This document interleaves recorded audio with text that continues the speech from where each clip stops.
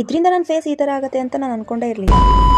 Hello ಎಲ್ಲರಿಗೂ ನಮಸ್ಕಾರ, welcome to my mini vlog. ಇವತ್ತು ರಾಯರ್ ವಾರ ಆಗಿದ್ದರಿಂದ ಒಂದು ಸ್ವಲ್ಪ ಬೇಗ ಇದ್ದು ಎಲ್ಲ ಕೆಲಸಗಳನ್ನ ಮಾಡ್ಕೊಬಿಡೋಣ ಅಂತ, ಹಾಗೆ ಒಂದು ಫಂಕ್ಷನ್ಗೂ ಕೂಡ ಹೋಗಬೇಕಿತ್ತು.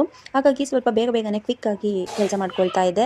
ಇವತ್ತಿನ ತಿಂಡಿಗೆ ನಾನು ಉಪ್ಪಿಟ್ಟು ಮಾಡ್ಕೊಳ್ತಾ ಇದ್ದೀನಿ, ಅವರೆಕಾಳು ಉಪ್ಪಿಟ್ಟು. ಅವರೆಕಾಳನ್ನ ಹಿಂದಿನ ದಿನ ರಾತ್ರಿನೇ ಎಲ್ಲ ಸುಲಿದು ರೆಡಿ ಮಾಡಿ ಇಟ್ಕೊಂಡಿದ್ವಿ. ಅವರೆಕಾಳು ಉಪ್ಪಿಟ್ಟಿಗೆ ಎಣ್ಣೆ, ಸಾಸಿವೆ, ಕಡಲೆಬೇಳೆ, ಜೀರಿಗೆ ಎಲ್ಲ ನಾನು ಒಗ್ಗರಣೆಗೆ ಹಾಕಿ ಈರುಳ್ಳಿ, ಟೊಮೆಟೊ, ಅವರೆಕಾಳು, ಆಮೇಲೆ ಸಬ್ಬಸಿಗೆ ಸೊಪ್ಪನ್ನ ಹಾಕಿಬಿಟ್ಟು ಎಣ್ಣೆಲಿ ಫ್ರೈ ಮಾಡಿ ಅದಕ್ಕೆ ನೀರು ಹಾಕಿಬಿಟ್ಟು ಚೆನ್ನಾಗಿ ಅವರೆಕಾಳು ಬೇಯೋ ತನಕ ಕುದಿಸ್ಬಿಟ್ಟು ಲಾಸ್ಟಿಗೆ ಅದಕ್ಕೆ ರವೆನ ಹಾಕಿದ್ರೆ ಉಪ್ಪಿಟ್ಟು ರೆಡಿ ಆಗುತ್ತೆ.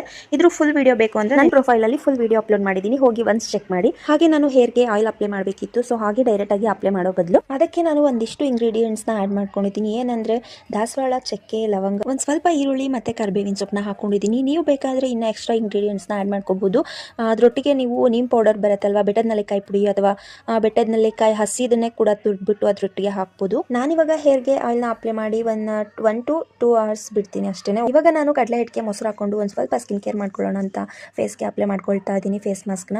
ಅವಾಗವಾಗ ಸ್ಕಿನ್ ಕೇರ್, ಹೇರ್ ಕೇರ್ ಎಲ್ಲ ಮಾಡ್ಕೊಳ್ಳೋದ್ರಿಂದ ನಮಗೇನೆ ಒಳ್ಳೇದು. ಹಾಗೆ ಒಳಗಡೆಯಿಂದನೂ ನಾವು ಯಾವ ಥರ ಫುಡ್ ತೊಗೊಳ್ತೀವಿ ಅನ್ನೋದ್ರ ಮೇಲೆ ಕೂಡ ಡಿಪೆಂಡ್ ಆಗುತ್ತೆ.